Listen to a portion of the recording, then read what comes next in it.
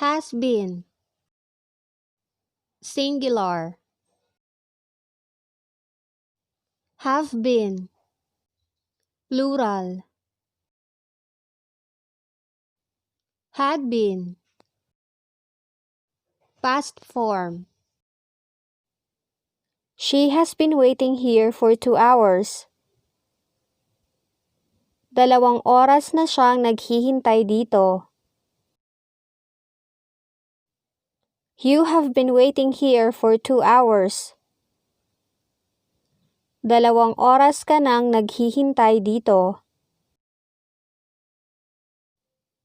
Have you been waiting here for 2 hours? Naghihintay ka ba dito ng 2 oras? They have been talking for a few hours.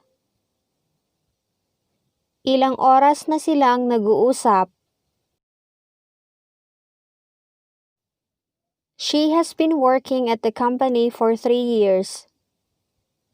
3 taon na siyang nagtatrabaho sa kumpanya. What have you been doing for the last 30 minutes? Ano ang ginagawa mo sa huling 3 minuto? Lisa has not been practicing her English.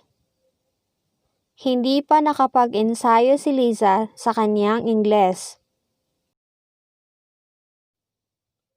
What have you been doing?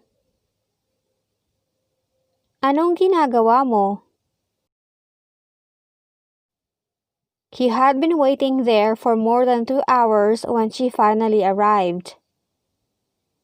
Mahigit 2 oras kang naghihintay doon nang siya ay dumating.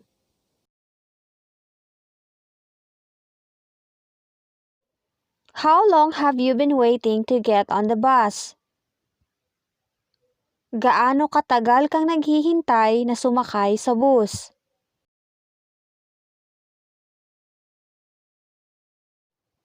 Mike wanted to sit down because he had been standing all day at work.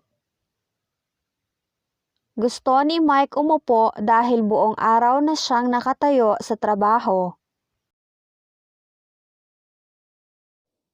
Betty failed the exam because she had not been attending classes. Nabigo si Betty sa pagsusulit dahil hindi siya pumapasok sa klase. I have been working since morning. Nagtatrabaho ako simula kaninang umaga. He had been in prison for 20 years before he was paroled. Siya ay nabilanggo ng 20 taon bago siya napalaya. I have been loving him for 2 years already. 2 taon na akong nagmamahal sa kanya. He has been sleeping for 6 hours.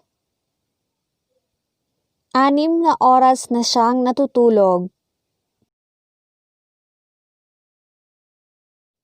She has been sick for 1 week. 1 linggo na siyang may sakit.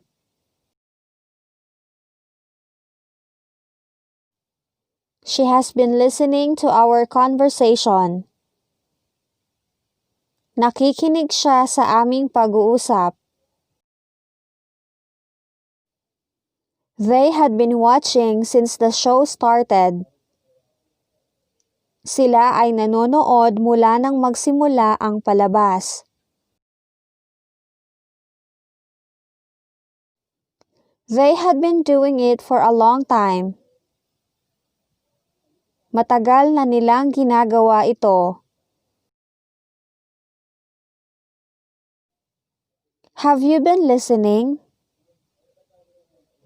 Nakikinig ka ba? James had been teaching at the university for 3 years. Si James ay nagtuturo sa unibersidad sa loob ng 3 taon. How long have you been waiting? Gaano katagal ka nang naghihintay?